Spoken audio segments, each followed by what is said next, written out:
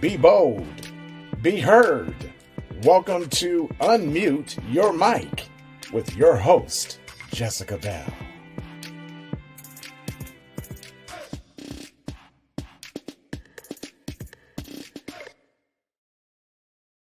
The views, information, or opinions expressed during the podcast are solely those of the individuals involved and do not necessarily represent those of Unmute Your Mic.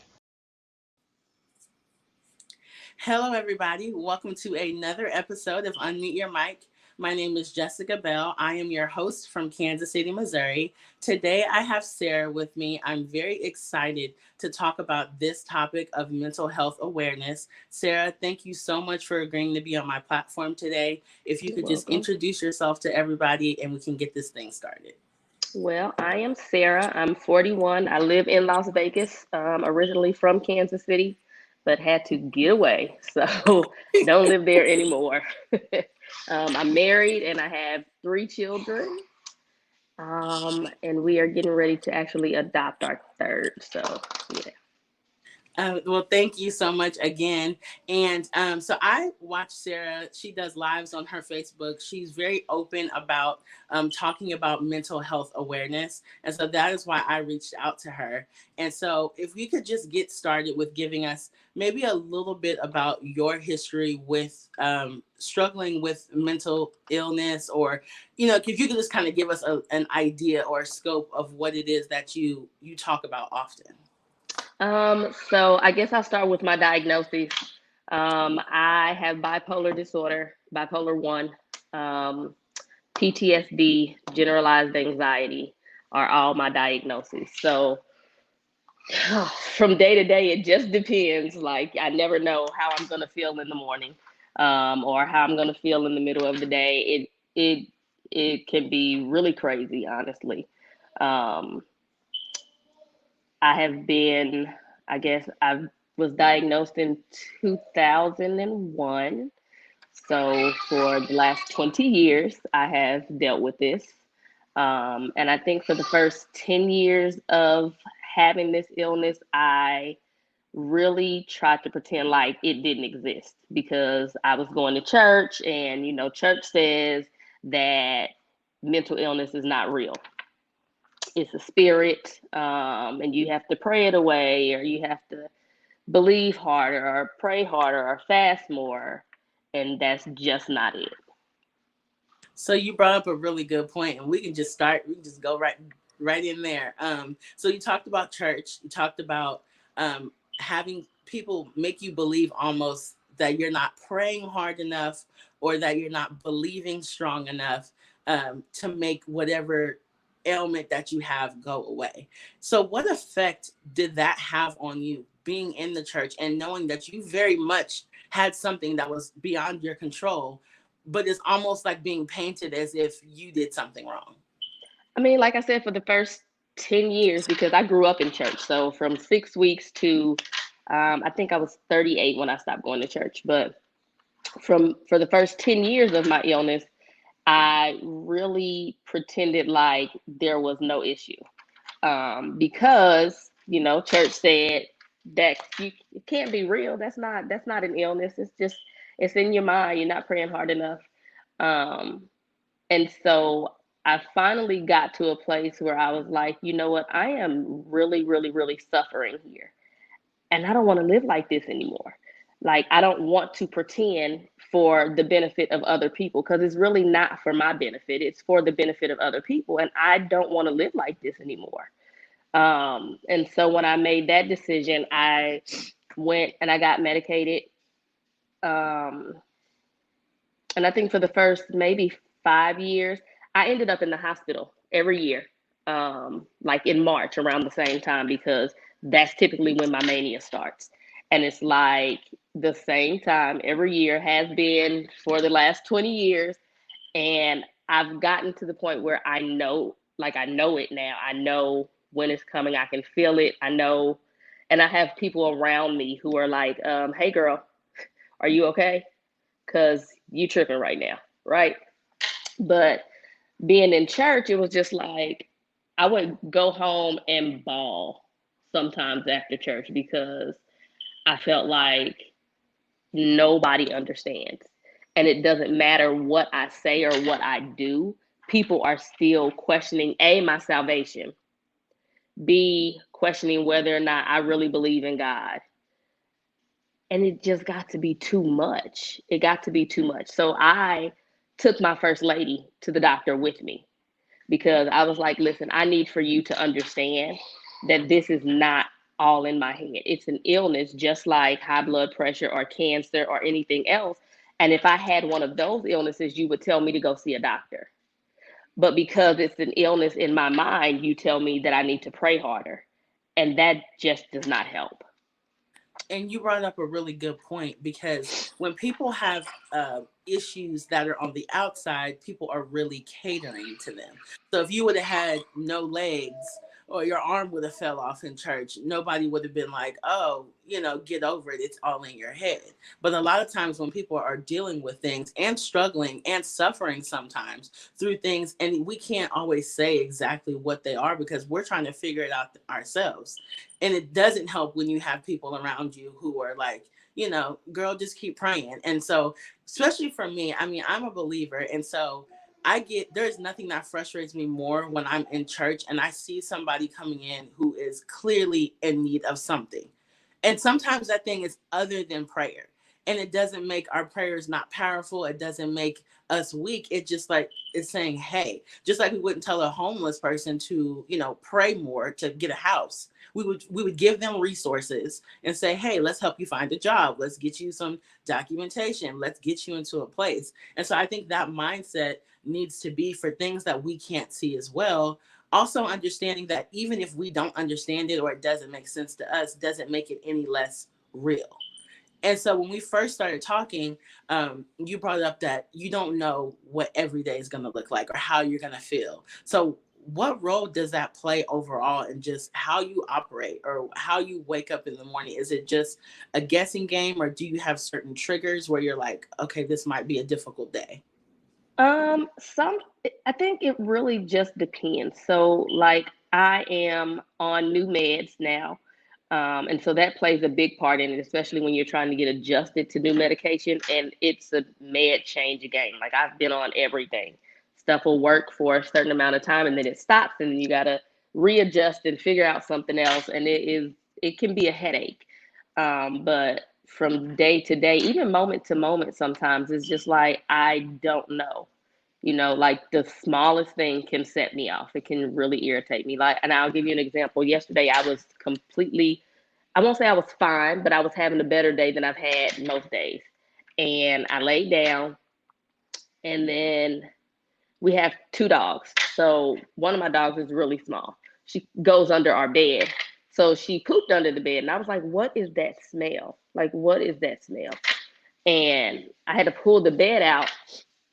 And I told my wife, I was like, hey, Lacey pooped under the bed. And she didn't, it's her dog. Like, she didn't come. And I was pissed, like, probably irrationally so, but it pissed me off. And I was slamming doors and like, and I have to apologize to her this morning when she gets up because I acted a fool and I know I did.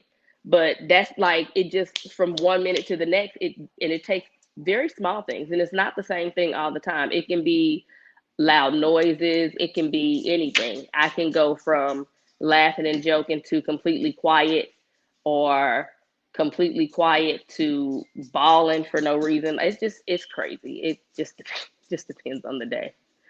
And since there are so many like different things, like you said, it's not just one specific trigger.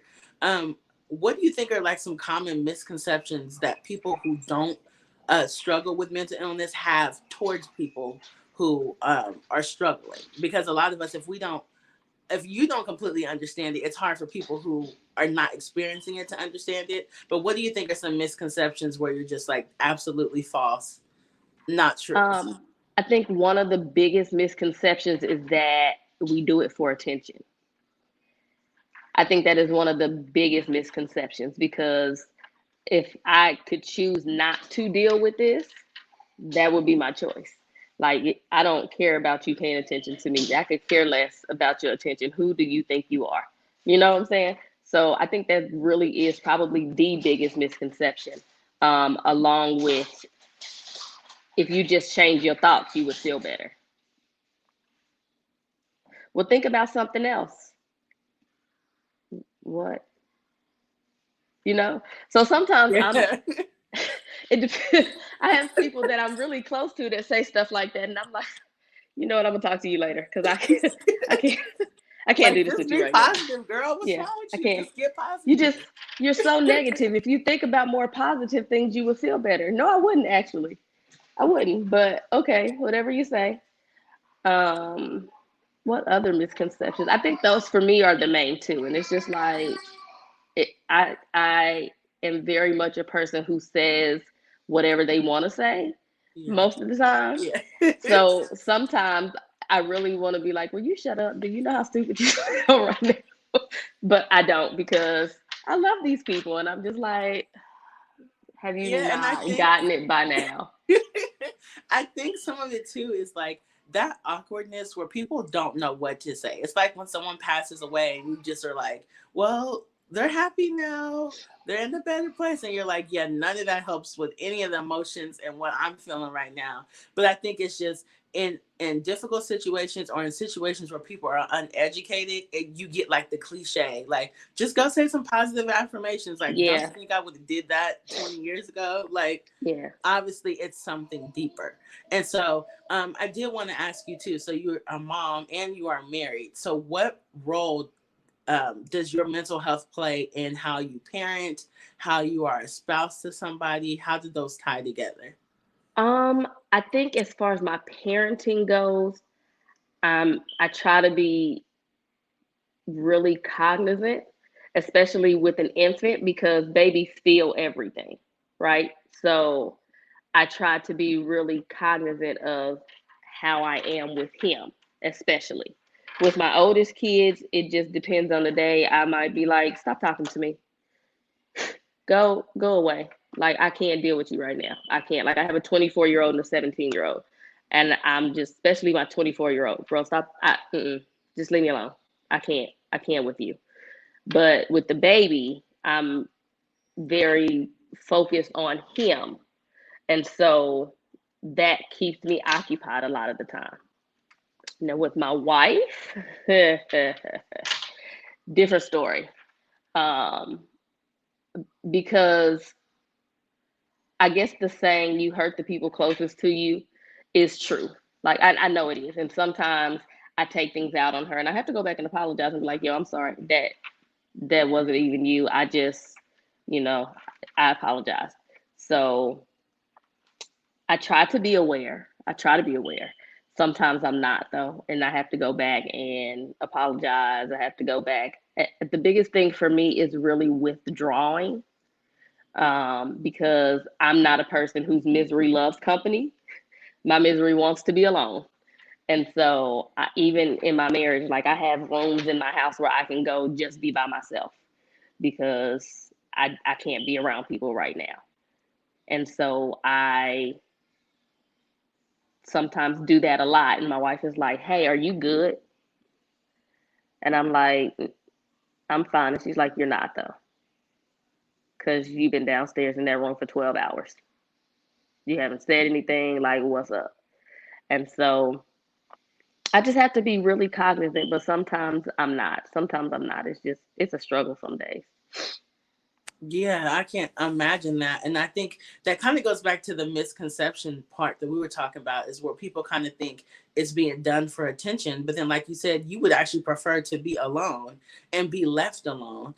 But I think it is really important to have people around us that can point out when something's not right. Because some people are not the ones that, like, every time something is wrong, they're going to sound the alarm and be like, hey, help me, help me. Sometimes you just got to have people who are like, yeah, I know you're saying you're good, but you're not. And so, what role has having a strong support system played for you?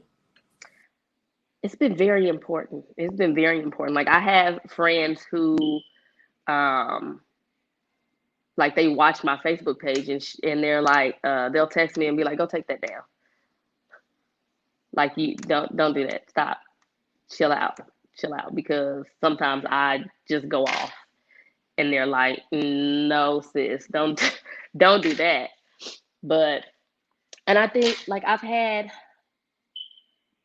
people in my life who, even though they are saved people, and I have decided that I don't want to have anything to do with God and church right now, are still praying for me. They are still checking on me. They are still like, hey, what's going on? I haven't heard from you in X amount of days. What are you doing? Because typically, and I think my people closest to me know that if I get really quiet, like if I don't post on Facebook, if I don't text, if I don't do anything, that I'm really in a bad place. And so then my phone blows up and people are like, are you okay? What's going on? What are you doing? What are you doing? What are you doing? What are you doing? I'm like, just leave me alone. Leave me alone, you know? So, and I'm thankful because there have been people who have been in my life like forever. You know, Nana, she's not my mother, but she's my mother, right? Like, and she calls me and she's like, Sarah, what's going on? Like, we had a conversation, and I can't talk to her because she makes me cry every single time, right? So she's like, well, what are you doing? And I'm like, I'm not doing anything. And she's like, well, are you okay? And I'm like, I'm fine. And she's like, so you just lied to me now? And I'm like, bro, I'm not doing this with you today. I'm not, I'm not doing this with you today. And she's like, well, you really just need to come back to God. He's waiting for you because he has something for you to do. And I just believe that it is powerful. And I've always believed that. And you know that I believe that. And I'm like, uh-huh, I love you. Have a great day. Like, have a good day. Bye. Goodbye. Like, this conversation can't be longer than a minute. Yeah, she's like, are you taking your meds? Are you this? Are you that? But like, I'm thankful because people don't have to do that. And I've always been a person who I've tried to keep the people closest to me educated, but I try to keep everybody educated, right? So I talk about it a lot because I feel like, especially in the Black community and with Black women, we don't get the opportunity to not be okay. We have Superhero to, syndrome. yeah, we have to just Yeah. keep going and keep going and keep going and keep going. And we are dying inside, but we never get the chance to say that. And then it comes out as anger, it comes out as aggression, it comes out as all these things that it's not, instead of just saying, I am depressed, I am hurting, this is what's wrong. We don't have the words for it. And so people are looking at us and they're going, oh, she got a nasty attitude. Well, I don't have an attitude at all. That's not it, you know? And so I'm very vocal, and people are like, why are you always talking about that? Well, because it's important. It's very important. And it's something that I deal with on a daily basis. And I want other people to know that it's okay, A, to not be okay. And it's also okay to step away from life and say, I can't do that right now, and take time to be okay. Like earlier this year, I was in the hospital and I told my psychiatrist, I can't go to the hospital because I got a family, I got this, I got that. And she's like, and you also have a wife. And I'm pretty sure that she will step up and do whatever it is that you're not able to do, but you need help. And I'm like, I know I don't. And she's like, you do. You do. And so I was in the hospital for 5 days and I was like, I want to go home. I hate it here. Like, I don't want to be here. I don't want to be here at all because I don't feel like, some people in the hospital are dealing with stuff that I'm not dealing with. And so it looks a lot different than what I deal with. And I'm like, bro, you are crazy as hell. Oh my God. Right. So, like, I got into a fight with a girl in the hospital. I'm 41 years old. I haven't had a fight in 25 years. But this girl swung on me. And when she swung on me, I was like, okay, now is the perfect opportunity to release all this stress. I beat the brakes off that girl in the hospital. Like, and You're so like, time to when go home before I yeah, catch a case when again. when they pulled me off of her, they were like, are you okay? You're like, And oh, I'm I'm like, good I'm now. fine. I'm fine. But they were like, well, she been messing with people the whole time she been here. She been hitting people and she been doing this. I'm like, okay, well, she got the right one today because I'm not, this ain't that, right? So, Yeah. like, it was a release Yeah. on the wrong person, Right. but it was a release. And so sometimes it's just like you need that. So sometimes when I am feeling anxious or upset, I'll go to the dollar store and buy plates and I'll break them in my backyard because I just need to get this out. And my wife is like, "Why is all this glass in the backyard? What have you been back here doing?" Releasing anger. That's what. Because I can't take it out on the kids. I can't take it Yeah. out on you, but I gotta get it out. And I don't want to talk about it. So it's just, I don't know, she's like, "Can you just get the glass up?" Can I'm we just like, not have glass fine, everywhere? fine. It's in the rocks. Nobody's over there, but whatever. Yeah, but So I mean, yeah. I thank you for sharing that too, because I think that paints like a very realistic picture of what people go through, and that it's not cookie cutter, that everybody has No. their own circumstances. And even for you, you don't have the same thing every single day. And Right. so I know that you talked to, we were talking about like the people that you have who pray for you and who love you and, speak life into you. Do you have you had people in your life that you've had to cut off, like, you are not good for my mental health, you are not good for me? Do you have anybody like that? Not asking you to name them, but I'm saying, like, did you what made you get to the place where you were strong enough to cut off some toxic relationships? If you are just now tuning in to this week's episode of Unmute Your Mic, I'm currently talking to Sarah. She is in Las Vegas, Nevada. We are talking about the importance of mental health awareness, church, mental health in the Black community, and just some really important topics that I can't wait for you all to hear the rest of. So continue tuning in. I absolutely have. And honestly, the majority of my family, I don't deal with. My father, I have not talked to my father in 3 years. The last time I talked to my father was via video chat on my wedding day. He was with the rest of my family, and he was like, so I wasn't even invited to the wedding, and I was like, "No, you weren't. But even if you had been, you wouldn't be here anyway. None of you are, because my aunt died 3 weeks before my wedding." And people were like, "Well, can you change your wedding date?" And I was like, "That's not how weddings work. No, I can't change my wedding date."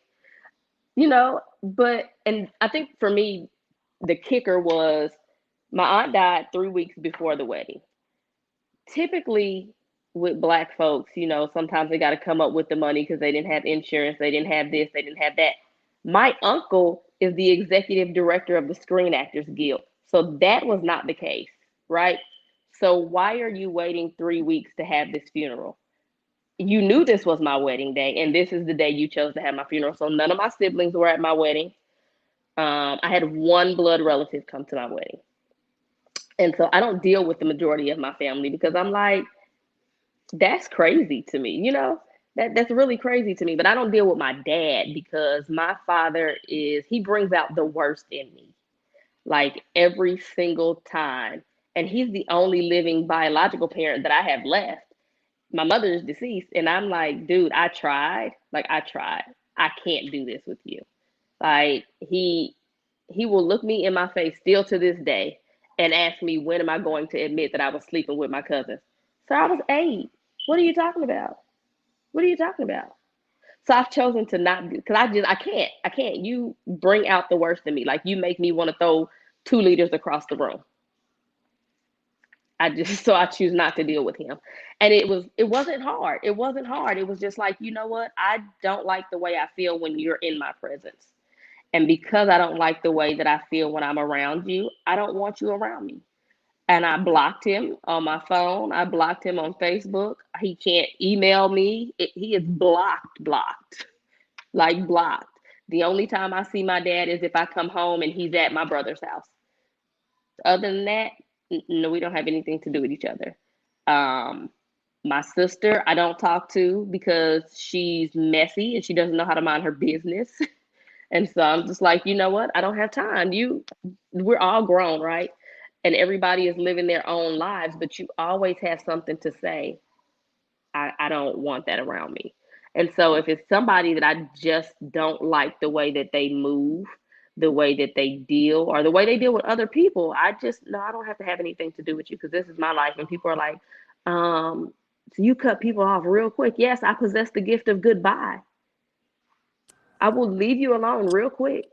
That listen, and that's the most important. That's one of the most important gifts somebody can have, because if you can't protect your peace or keep that, like, if you're already struggling with anything, it doesn't even have to be mental illness. Like, if you just have a struggle, period, you want to make sure you have people around you who are not adding to that, making it harder. And I think it's a common thing in the Black community where it's like family can do no wrong. And oh my goodness, like that is so dangerous. Um, because I've seen a lot of things be swept under a lot of rugs for the sake of it being, oh, well, that's Uncle so and so, that's cousin so and so. And I think that is so heartbreaking, because then we have, I love youth and I work with developing children. And I've dealt with kids who are 5 and 6 years old that have had more trauma than I will probably experience in my entire life.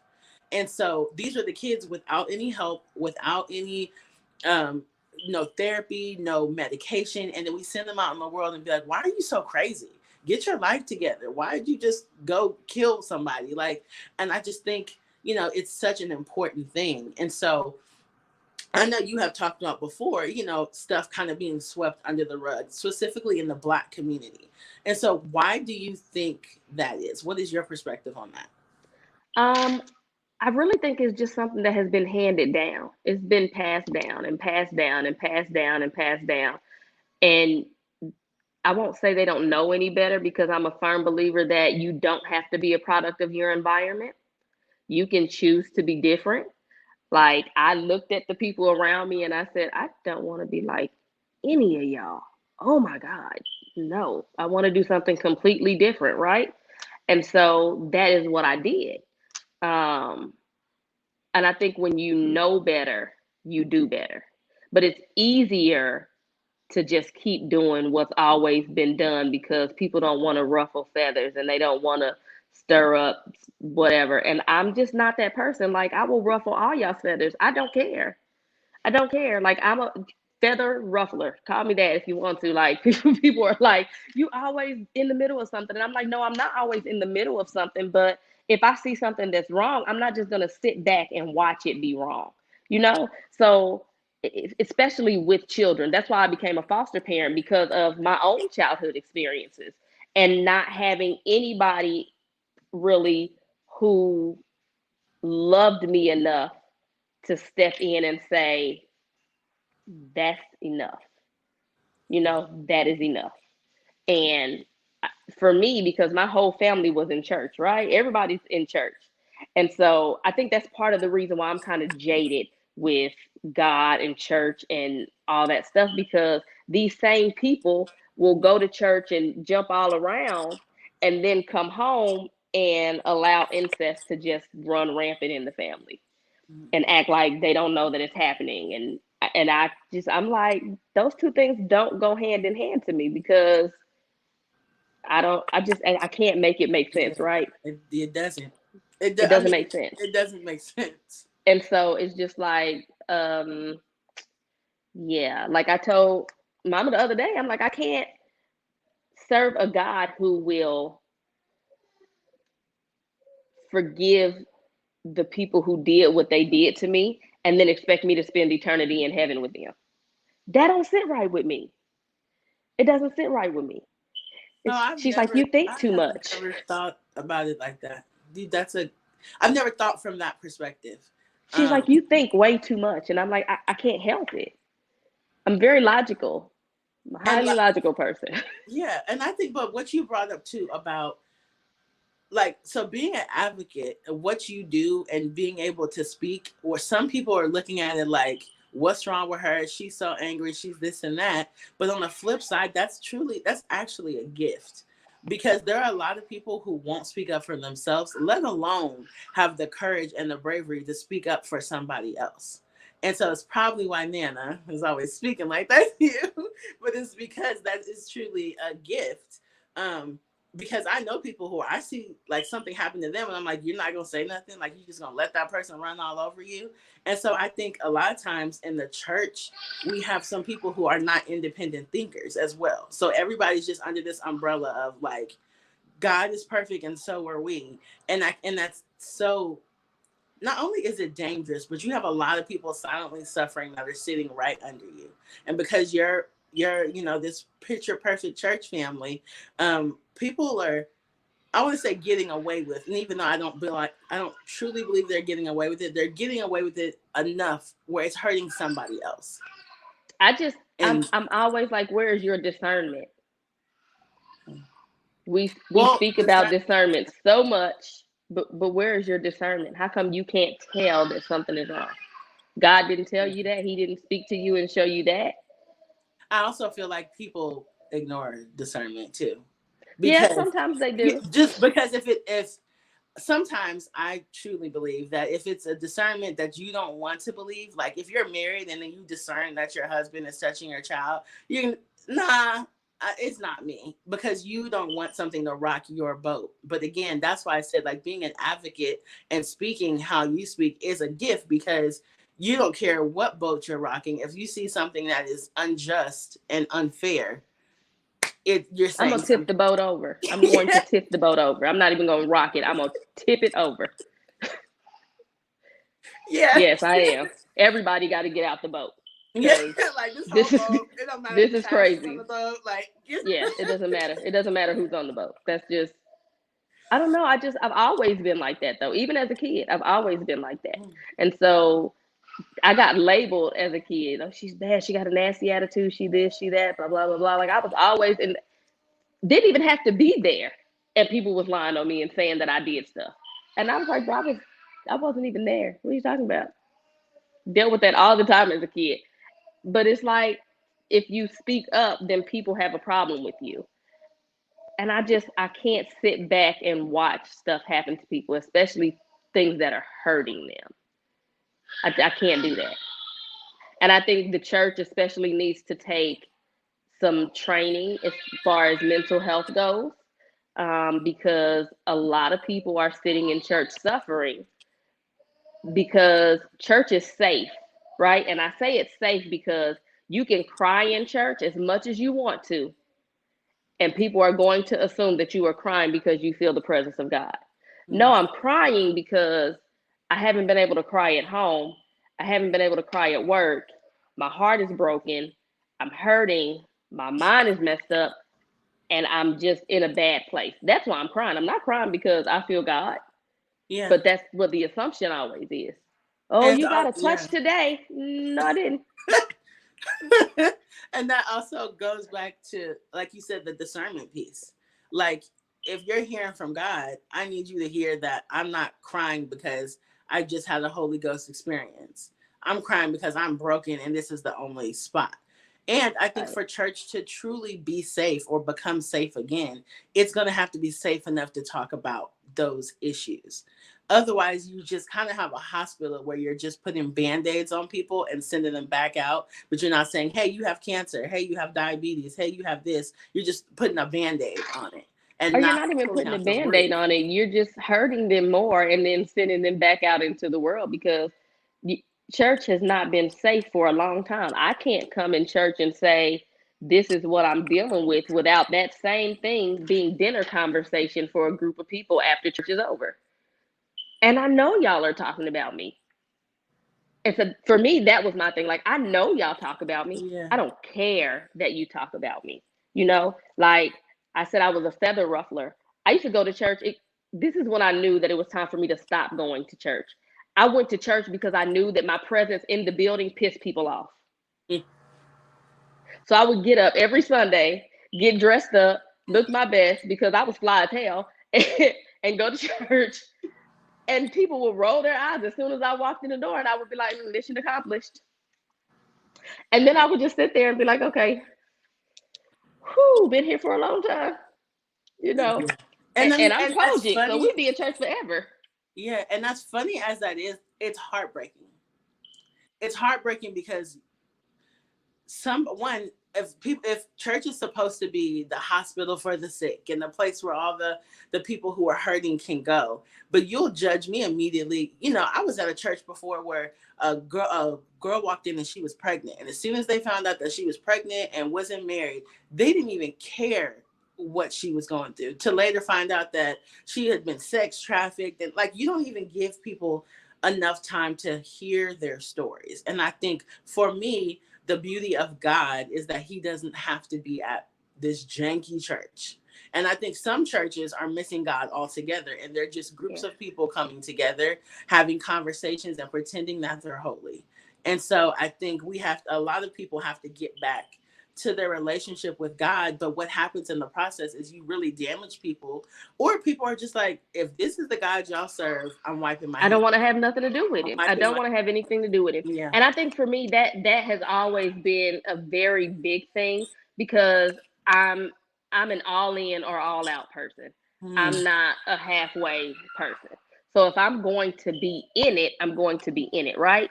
And so when I was in church and I was in ministry, like I was on my way to be an evangelist, and I was like, nope, don't want to have nothing to do with this, because Yeah.